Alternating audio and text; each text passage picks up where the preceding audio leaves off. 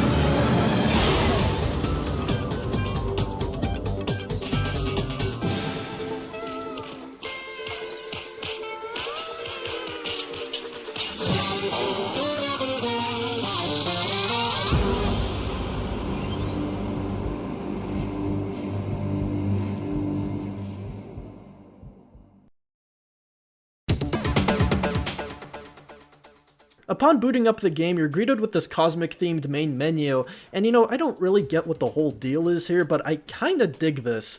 Making the main menu this extravagant and showy, I feel like is a bit of a dying art in video games nowadays.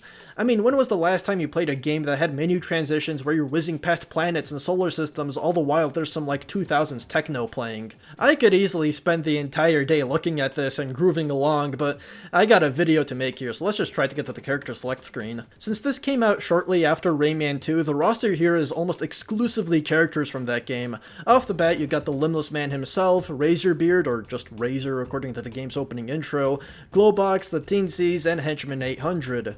Oh, I'm sorry, did I say Henchman 800? I meant to say the Hunchman of Notre Dame.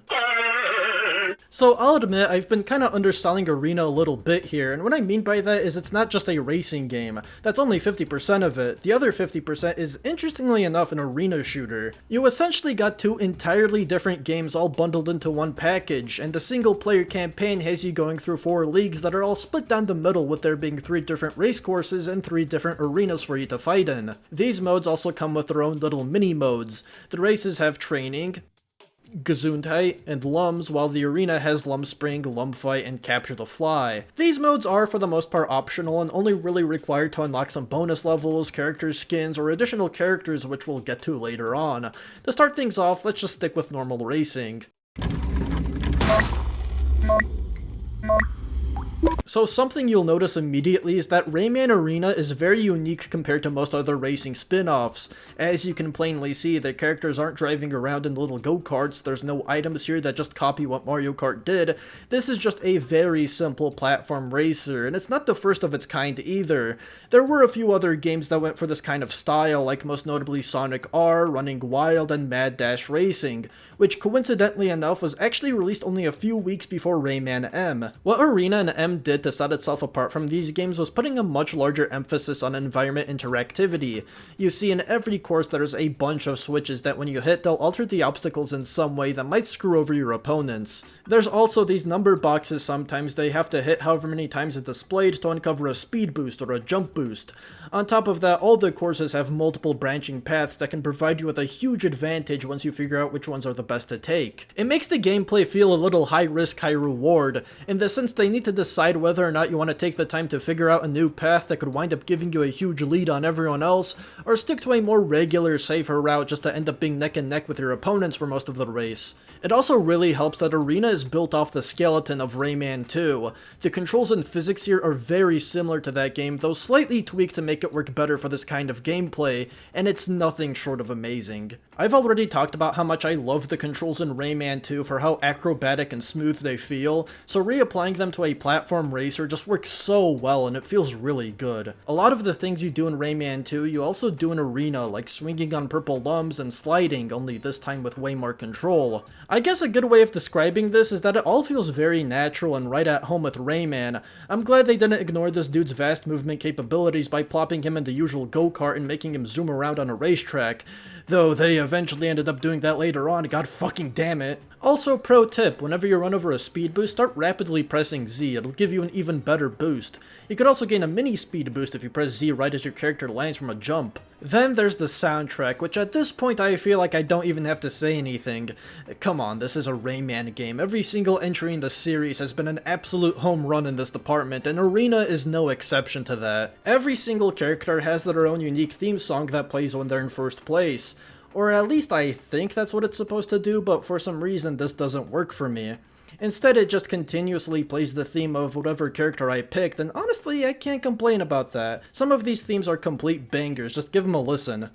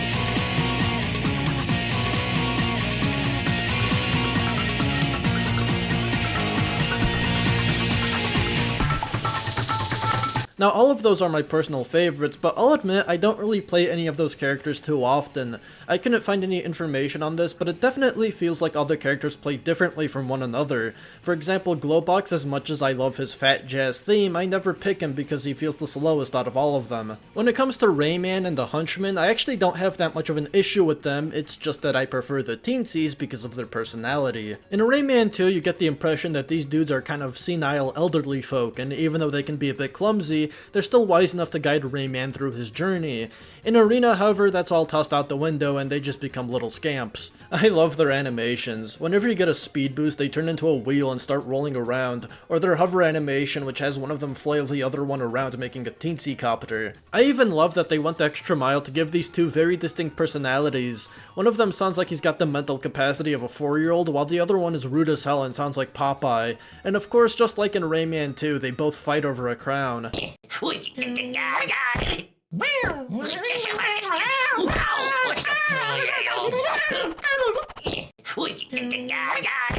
The other racing mode, Popsicle, is a sort of time trial mode where you gotta finish 3 laps on the course under a certain time limit, and there's butterflies scattered around that when you hit you gain a few extra seconds. I like this mode. It does a good job of leading you to other routes in the course because, you know, you can't just stick to one path. Eventually you'll run out of butterflies to punch and you'll end up losing, so the best way of playing it is to take a different route in every lap. The other mode is Lums, where you're racing against one other opponent, and in order to win you not only have to finish in first place, but also collect a certain number of Lums. Gotta say, I'm not really a fan of this one. To me it feels a bit redundant, like it kinda has the exact same gameplay as Popsicle minus the whole time limit thing.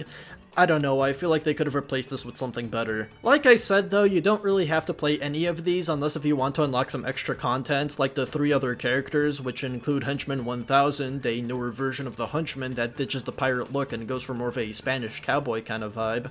There's Razorbeard's wife, and you'd think the last character is Lee because of how important she was in Rayman 2. Hell, she's even featured on some of M's artwork and even has her own arena map. Unfortunately, it seems like she was scrapped late into this game's development. I've heard murmurs that the reasoning for this was something about her anatomy and height being difficult to work with, so she was replaced by a new character, Tilly.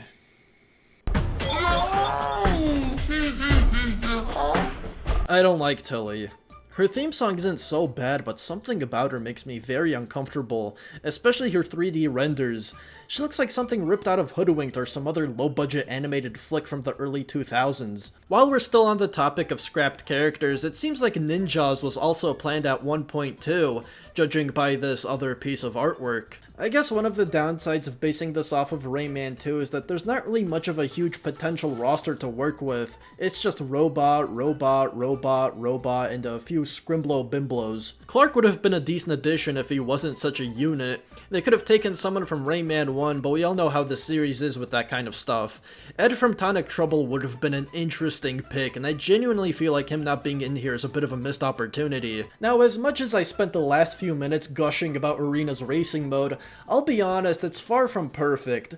Yes, the game for the most part is fun, yes, I love the idea and concept behind it, but the execution of everything isn't all there. For starters, this game feels way too slow for what it wants to be. It really lacks that feeling of constant speed and momentum. Like when you hit a speed boost and do your optimization, it doesn't feel like you're going that much faster even if the minimap or the timers tell you otherwise. It's a little unsatisfying. This feeling is made even worse by the level design, which is already largely inconsistent in terms of quality. There's courses like Treasure Ship, which is easily among one of my favorites because of how creative it is. You're racing through a pirate ship that's always swaying and you gotta dodge explosive barrels and laser beams that are in your way. But then there's courses like Thousand Waterfalls that goes a little too overboard with the obstacles, and a lot of the sections in this course end up killing your flow because of that. It never feels like you can maintain a steady pace here, something always manages to slow you down to a crawl. The shortcuts on this course are also not that good. There's one in particular that doesn't even feel like a shortcut because it's such a pain to get through, and more often than not I end up losing time trying to take it. Pipe Maze is another course that has a few parts that are very eh. And then there's Dawn Sand, a course that I personally find to be pretty forgettable because there's nothing remarkable about it.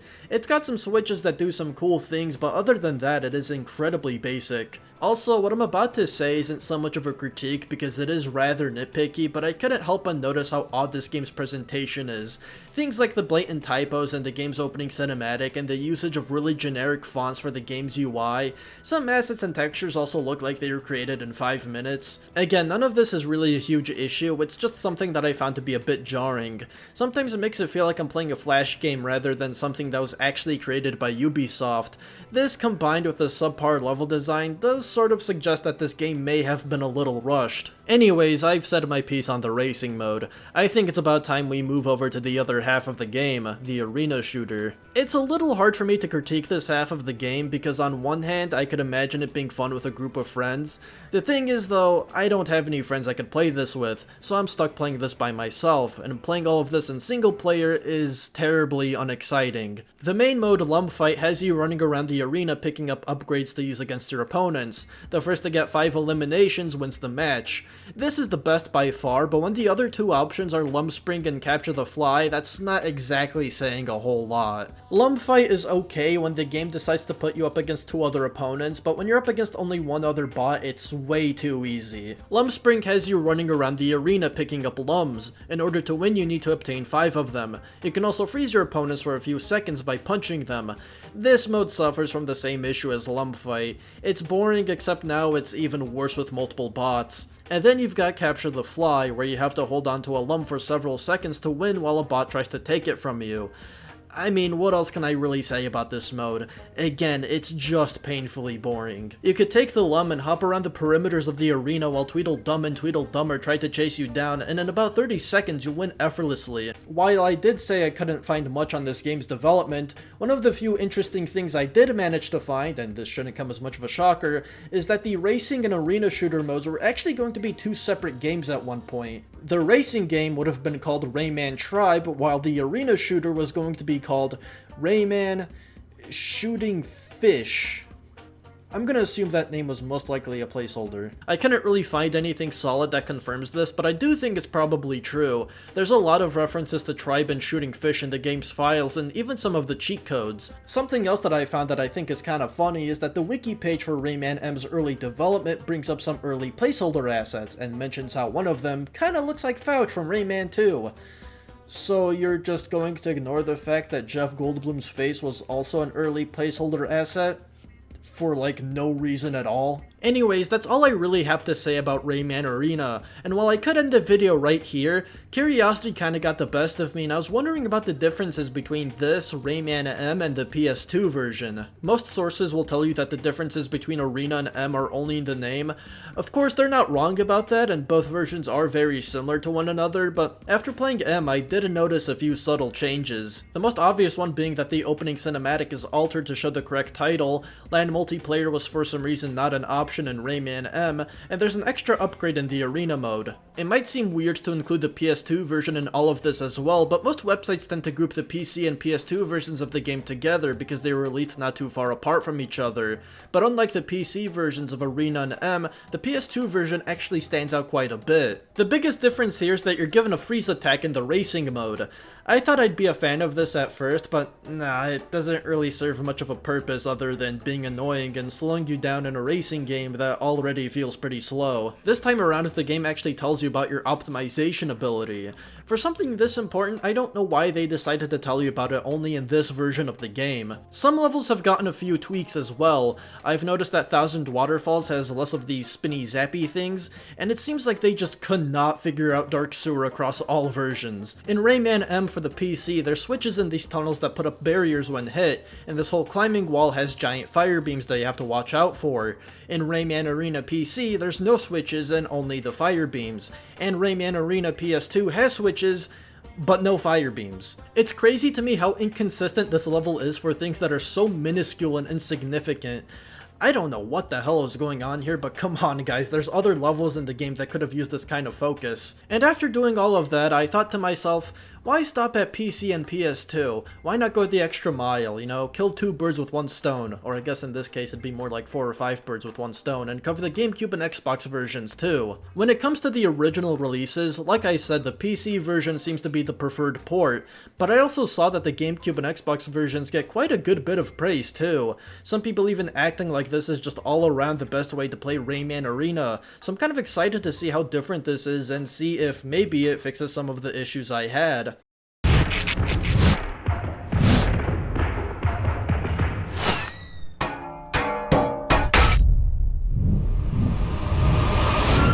Right off the bat, you're already greeted with a brand new cinematic that is 1,000 times better than the original. The original intro to me felt like a bunch of animation reels that were slapped together all willy-nilly without much of a narrative or theme. Like, it was charming and a bit funny, but it never really did a good job of telling you what Rayman Arena or M actually is other than some kind of competitive party game. Here though, you know exactly what you're signing yourself up for. All the characters are racing and fighting on a course, it's all chaos and anarchy, some characters are straight up dying. Rayman even does the Matrix bullet time dodge too, because of course he does. This was released in the early 2000s, everything was referencing Matrix during this time. But they did, however, get rid of the spacey main menu. I don't hate this one, and they did at least keep the techno music, but come on, this is like such an obvious downgrade from what came before it. And unlike the original release versions, the arena and racing modes are no longer a part of one league. These two modes are now completely separated and have their own basic core select screens. Before starting a game, you could sit through a little cutscene of Murphy explaining the rules while he's flying around a character's prep room as some kind of a paparazzi. I love these cutscenes, they're always fun to watch, and there's a good bit of stupid slapstick humor that's crammed into them. Murphy also gets absolutely murdered at the end of these. Behind me are the brutes, the champions of full combat. This sport, although completely discredited, is a real crowd pleaser. An arena, some weapons, 3 minutes, one rule. There are no rules, anything goes, and I do mean anything.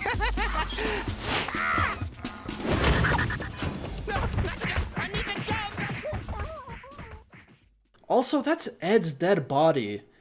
Well, so much for wanting him to be a playable character, I guess. At the very least, they did give us another new character here, Dark Glowbox. I wonder what his theme sounds like.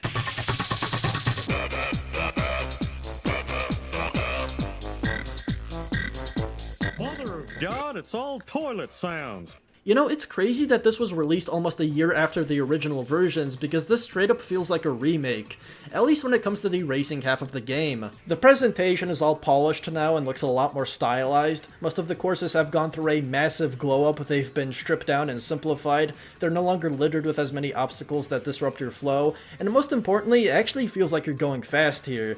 And I just now realized that Dark Sewer has a very unfortunate shape. The only problem I have is that it's maybe a little too easy, though I'm willing to chalk that up to the fact that I've just played through 3 different versions of this game, so I might be more than familiar with what's going on here. There are 2 difficulty options. You start off with beginner, and once you complete all the courses in that, you can move on to pro, which plays exactly the same, except now you have 2 opponents to race against instead of just 1. I'm not joking, I completed both of these within like an hour. The amount of other racing modes you can play have also been reduced to just 2. Sorry for all the Lums fans out there, your favorite game mode is gone and the only thing you have left is Time Attack. At first you might think that this is Popsicle with a different name, but that's actually not the case. Time Attack is more of a last man standing type of deal, where if the person in last place lags too far behind, they end up getting eliminated from the race and you win. Unless if you're the one in last place, then you end up losing. Time Attack isn't actually all that new. It was present in the original versions, but only as a multiplayer exclusive and going by the unimaginative name Kill Time. I like this game mode. It's pretty original and I imagine it'd be good fun with a group of friends. I mean, even with bots, this mode can still be a bit frantic and hectic at times, especially on the pro difficulty. It also feels really satisfying to demolish the bots too. If you're fast enough, you can end up winning before even finishing the first lap. You also have your freeze attack in this mode, and I actually don't mind it here. When the whole goal is getting into and staying in first place for as long as you can, a freeze attack fits in perfectly for this kind of gameplay. The one gripe I have is that while this mode is fun, I feel like it was unnecessary to have it replace Popsicle. Why couldn't these two just coexist? Why you gotta do Popsicle so dirty like that? And the only other mode is Exhibition, which is just a big fancy word for bonus levels. Now, while the racing half of the game has gone through some massive improvements from the original versions, unfortunately the arena modes did not get that same kind of treatment. Honestly, if anything, they're so much worse here. For some ack-basswards reason, they decided that the score system shouldn't be based on how many eliminations you get, but rather how many times you hit your opponent. It's a change that I can't quite wrap my head around because there was nothing wrong with the score system being elimination-based, and it's usually a standard rule set for games of this type. There's a bit more effort and skill involved in trying to take out your opponent over just picking up a power-up and spamming them until you run out of ammo and get an easy 5-point lead on them. Hell, you don't even need to do that because here in the Gamecube version, it doesn't matter if you don't have a power-up, you can still do damage and win by being empty-handed. In the original versions, these attacks would just knock back your opponent. The arena modes already weren't all that challenging to begin with, but this change takes any tiny bit of difficulty they had and erases it completely. There is no sense of competition here. There's nothing fun about being an unstoppable bully to a bunch of brain-dead AI. The only real opponent I had was this atrocious lock-on system. To add even more insult to injury, the matches don't end when the player gets an X amount of points. They end once a 3-minute timer is up. I hate this because it makes these matches drag on for so much longer than they need to, especially in the Lumpspring mode and now renamed to Freeze Combat. Like, come on, look at this. There's absolutely no way the bot is ever winning winning this. There's no reason for the match to go on for another minute. Again, I will say that maybe these are a bit more fun in multiplayer, but my only experience with them in single player has been anything but enjoyable, to be quite honest with you. Nice fucking model! Oh, and by the way, I lied about covering the Xbox version. It turns out this and the Gamecube version are nearly identical to each other, and if there are any differences, it'd be a waste of breath to bring them up. But hold on, we're not quite done yet. It turns out that there is another version of Rayman Arena that came out shortly after the original releases. This is Rayman Rush, a PS1 version of the game that completely cuts out the arena modes and only has the racing modes. I should like it a bit more for that reason, because I always found the arena modes to be the weakest, but at the same time, I don't really know what to expect from this. This is a version of a game that was originally released on a 6th generation console and has been remade for a system that's 1 generation back. I got a good gut feeling that there's going to be a lot of jank in this, and lo and behold, there is. This feels like a platformer that hates being a platformer. The controls are painfully stiff and unresponsive. I already complained a lot about the original versions being slow, but here it feels like the entire game is running on molasses. Ledge grabbing only seems to work half the time, and other times your character does this.